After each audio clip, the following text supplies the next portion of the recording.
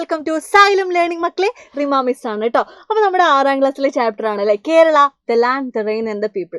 അതിൽ മക്കൾ ഇമ്പോർട്ടൻ്റ് ആയിട്ട് പഠിക്കേണ്ട ഒന്നാണ് എന്ത്, കേരളവും തമിഴ്നാടും തമ്മിലുള്ള കമ്പാരിസൺ. നമുക്കറിയാം നമ്മുടെ കേരളത്തിലേക്ക് ഈ പച്ചക്കറികളും പൂക്കളും ഇതൊക്കെ എവിടുന്നാണ് കൊണ്ടുവരുന്നത്, തമിഴ്നാട്ടിൽ നിന്നല്ലേ.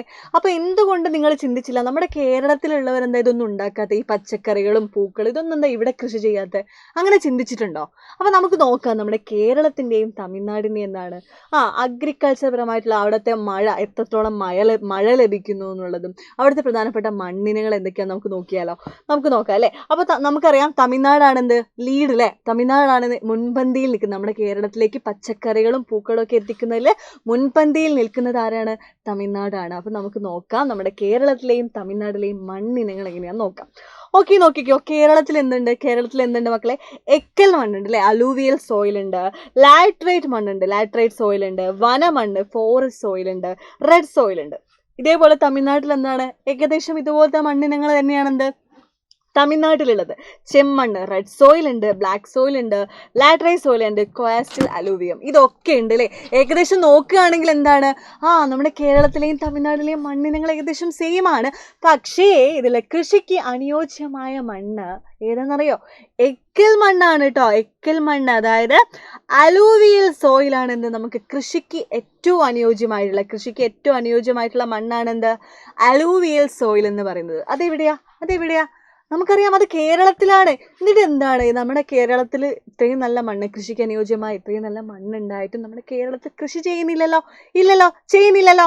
അപ്പം നോക്കുകയാണെങ്കിൽ തമിഴ്നാടിൻ്റെ കേസ് നോക്കുകയാണെങ്കിലോ എന്താണ്, ഓക്കെ മണ്ണിനങ്ങൾ ഓക്കെയാണ്, പക്ഷേ കൃഷി ചെയ്യാൻ അനുയോജ്യമായത് കേരളത്തിലാണ്.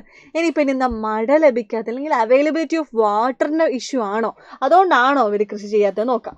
ഓക്കെ, നോക്കിക്കോ. ഇവിടെ നോക്കുകയാണെങ്കിൽ എന്താ കേരളത്തിൽ എന്താണ് മഴ കൂടുതൽ ലഭിക്കുന്നുണ്ട്. ആനുവൽ റെയിൻഫോൾ ആയിട്ട് എന്താണ് 300 ഏകദേശം 300 സെൻറ്റിമീറ്ററോളം മഴ നമ്മുടെ കേരളത്തിൽ ലഭിക്കുന്നുണ്ട്. തമിഴ്നാടിനെ സംബന്ധിച്ചാണെങ്കിലോ 95.9 സെൻറ്റിമീറ്ററോളം മഴ മാത്രമേ ലഭിക്കുന്നുള്ളൂ. പക്ഷെ കേരളത്തിൽ 44 നദികളുണ്ട്. തമിഴ്നാട്ടിൽ എന്താണ് ആകെ 14 നദികളിലോ ഒക്കെ നോക്കുകയാണെങ്കിൽ കേരളത്തിൽ തന്നെയാണല്ലേ അവൈലബിലിറ്റി ഓഫ് വാട്ടർ കൂടുതലുള്ളത്. അതുപോലെ നമുക്ക് as rainfall in sufficient irrigation is not necessary in most places. നമുക്കറിയാം ഒരുപാട് സ്ഥലങ്ങളിൽ എന്താണ് മഴ കൂടുതൽ ലഭിക്കുന്നത് കൊണ്ട് തന്നെ നമുക്ക് ഈ ഇറിഗേഷൻ ഫെസിലിറ്റി, ജലസേചന സൗകര്യങ്ങളൊന്നും വേണ്ട ആവശ്യമില്ല. കാരണം നമുക്ക് നന്നായിട്ട് മഴ ലഭിക്കുന്നുണ്ട്. തമിഴ്നാടിനെ സംബന്ധിച്ച് മഴ കുറവല്ലേ, മഴ കുറവായതുകൊണ്ടാണ് ജലസേചന സൗകര്യങ്ങൾ, ഇറിഗേഷൻ ഫെസിലിറ്റീസ് വേണ്ടേ. അപ്പം എന്തൊക്കെ നോക്കിയാലും ഏറ്റവും കൂടുതൽ നമുക്ക് എന്താണ് കേരളത്തിലാണ് അനുയോജ്യമായ മണ്ണ്, ഫേവറബിൾ ആയിട്ടുള്ള സോയിൽ ഉള്ളത്, ഫേവറബിൾ ആയിട്ടുള്ള അല്ലേ. അത് മാത്രമല്ല എന്താണ് നല്ല അവൈലബിലിറ്റി ഓഫ് വാട്ടർ നോക്കുകയാണെങ്കിൽ നമ്മുടെ കേരളത്തിലാണ് ഒരുപാട് മഴ ലഭിക്കുന്നത് കേരളത്തിലാണല്ലേ. അപ്പോൾ എന്താണ് നമുക്ക് തീർത്തും പറയാം നമ്മുടെ കേരളത്തിലാണ് കൃഷി ചെയ്യാൻ അനുയോജ്യമായ എല്ലാം ഉള്ളത് തമിഴ്നാടിനെ അപേക്ഷിച്ച്. എന്നിട്ടും നമ്മുടെ കേരളത്തിൽ എന്താണ് ആരും കൃഷി ചെയ്യുന്നില്ല, മടിയന്മാരായി പോവാണല്ലേ. അപ്പോൾ ഇതെന്തായാലും മക്കൾ പഠിച്ചിരിക്കണം. ഒരു കമ്പാരിസൺ ചോദിക്കുകയാണ്, തമിഴ്നാടും കേരളവും നമ്മൾ കമ്പാരിസൺ ചോദിക്കുകയാണെങ്കിൽ മക്കൾ ഇതൊക്കെ എഴുതണം. ഓക്കെ, അപ്പോൾ ഇതുപോലത്തെ ചെറിയ വീഡിയോസ് ആയിട്ട് മിസ് ഇനിയും വരുന്നതായിരിക്കും. Tata, bye, see U.